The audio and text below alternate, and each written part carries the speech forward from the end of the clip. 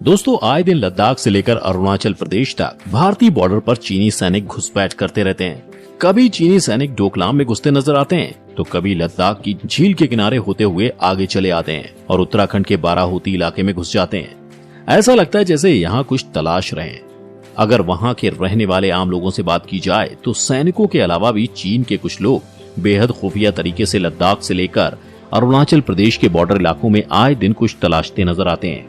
चीन की घुसपैठ और तलाश कोई आज नई बात नहीं है, बल्कि 1962 में हुए भारत चीन युद्ध से पहले भी आए दिन चीनी लोग लगातार यहाँ कुछ तलाशते नजर आते थे। अब सवाल ये उठता है, ऐसा क्या है जिसे चीन इतनी शिद्दत से तलाश रहा है? आज अपनी वीडियो में हम ऐसी बात बताने जा रहे हैं जिसे जानकर आप सोचने पर मजबूर हो जाएंगे। चलिए शुरू करते हैं। चीनी राष्ट्रपति शी जिनपिंग उसी सोच के साथ आगे बढ़ रहा है जिस सोच के साथ कभी माओ आगे बढ़े थे। बात शुरू होती है यहाँ से सुबह के 5 बजे 21 अक्टूबर 1962 से। भारतीय जवान अपने रोज के मामूल की तरह बॉर्डर पर पहरा दे रहे थे। तभी अचानक चीन की ओर से फायरिंग शुरू कर दी गई। चीन ने अचानक लद्दाख और नेफा के 2 इलाकों पर हमला बोल दिया। उस वक्त भारतीय सेना किसी भी अचानक हुए हमले को झेलने के लिए तैयार नहीं थी और भारतीय सेना हर मोड़ पर पीछे हटती चली गई और भारत को भारी नुकसान भी उठाना पड़ा।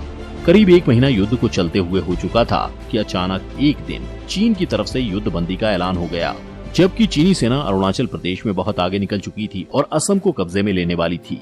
22 अक्टूबर को जब चीन ने युद्ध बंदी का ऐलान किया, इस पर सभी हैरान रह गए कि इतना आगे बढ़ने के बाद चीन ने अचानक युद्ध बंदी का ऐलान क्यों कर दिया, जबकि युद्ध बंद करने की जानकारी हमारे विदेश मंत्रालय, खुफिया एजेंसी और पीएम पंडित जवाहरलाल नेहरू को भी नहीं थी। इतना ही नहीं, चीन ने अरुणाचल प्रदेश का एरिया अपने कब्जे में ले लिया था, वो भी खाली करके वापस लौट गया और लद्दाख में भी अपने कब्जे में लिए हिस्से को खाली करके वापस लौट गया। अभी यहीं से चीन पर सवालिया निशान लग जाता है कि अगर चीन ने हमारे देश को नीचा दिखाने या कमजोर साबित करने के लिए या फिर हमारे देश के प्रधानमंत्री पंडित नेहरू की नीतियों से नाराज होकर हमला किया भी था तो वापस क्यों लौट गया? जी हाँ दोस्तों, इसका जवाब है शांग्रीला घाटी, जिसकी तलाश में चीन दशकों से लगा है। अब आप सोच रहे होंगे कि शांग्रीला घाटी में ऐसा क्या है जिसकी चीन को इतनी चाहत है कि इसे हासिल करने के लिए भारत पर भी हमला कर दिया। दरअसल चीन को 1962 युद्ध से पहले भी शांग्रीला घाटी की तलाश थी। तिब्बती लामा जो शांग्रीला घाटी में दिलचस्पी रखते थे, चीनी यात्री उन्हीं का पीछा कर रहे थे, क्योंकि उन्हें लगता था कि इन लामाओं को ही शांग्रीला घाटी के बारे में पूरी जानकारी है।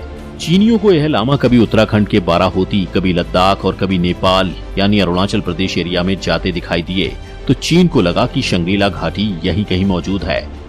अब बात आती है कि इनकी असल प्लानिंग की। तो चीनी राष्ट्रपति माओ त्से तुंग ने शांग्रीला घाटी की कहानियां सुन रखी थी। उन्होंने सुना कि शांग्रीला घाटी में पहुंचने वाला इंसान मरता नहीं है और उसकी लंबी उम्र हो जाती है। बस फिर क्या था, माओ त्से तुंग को अपनी लंबी उम्र की चाहत हो गई और सेना को शांग्रीला घाटी की तलाश में छोड़ दिया। इसी वजह से पहले चीनी सेना ने तिब्बत पर हमला करके उसे जीता, लेकिन जब तिब्बत में शांग्रीला घाटी नहीं मिली तो उसने भारत पर हमला कर दिया। आज भी चीनी सरकार लद्दाख से लेकर सिक्किम, अरुणाचल प्रदेश के इलाकों में अपना कब्जा जताती है। अब सवाल ये उठता है कि आखिर शांग्रीला घाटी है कहाँ? यह घाटी हिमालय में मौजूद एक ऐसी जगह है जहाँ कोई नहीं जा सकता और ना ही इसे देख सकता है। कहा जाता है कि शांग्रीला घाटी काल से परे है, यहाँ आकर वक्त रुक जाता है। यह घाटी बरमूडा ट्रायंगल की तरह ही रहस्यों से भरी पड़ी है। कम से कम दुनिया बरमूडा ट्रायंगल का एरिया तो जानती है, लेकिन शांग्रीला घाटी आज तक कोई नहीं तलाश पाया। जबकि आज के आधुनिक दौर में दुनिया सैटेलाइट के जरिए अंतरिक्ष तक की खबर ले लेती है, लेकिन शांग्रीला घाटी को मैपिंग सिस्टम तक नहीं ढूंढ पाया है। यहाँ तक कि सैटेलाइट भी इसे नहीं देख सका। शांग्रीला घाटी को दूसरी दुनिया में जाने का रास्ता भी माना जाता है। कहते हैं सिर्फ वही लोग शांग्रीला घाटी में जाते हैं जिनकी आत्मा पवित्र हो और मन साफ हो। यहाँ आकर समय रुक जाता है या फिर बहुत धीमी गति से चलता है। दूसरे शब्दों में अगर कहें तो इसकी थ्योरी भी कुछ ब्लैक होल की तरह ही है, यानी यहाँ किसी ने अगर कुछ मिनट बिता दिए तो हमारी दुनिया में सदियां बीत जाती हैं।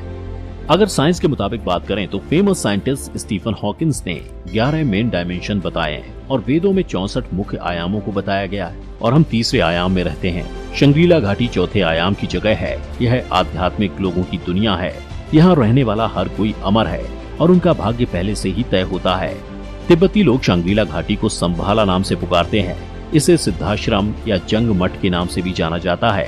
कहते हैं शांग्रीला घाटी हिमालय में तिब्बत और अरुणाचल के बीच कहीं मौजूद है। माना जाता है कि महाभारत युद्ध के बाद पांडव यहीं चले गए थे। कहते हैं कि महात्मा बुद्ध को भी संग्रीला घाटी का ज्ञान हो गया था, इसीलिए बहुत लोग इससे संभाला कहने लगे।